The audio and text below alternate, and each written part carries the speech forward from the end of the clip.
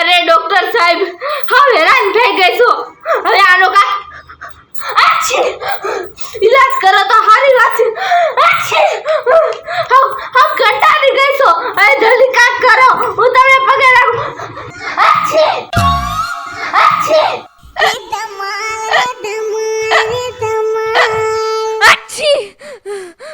કાક કરો જલ્દી, કાક કરો.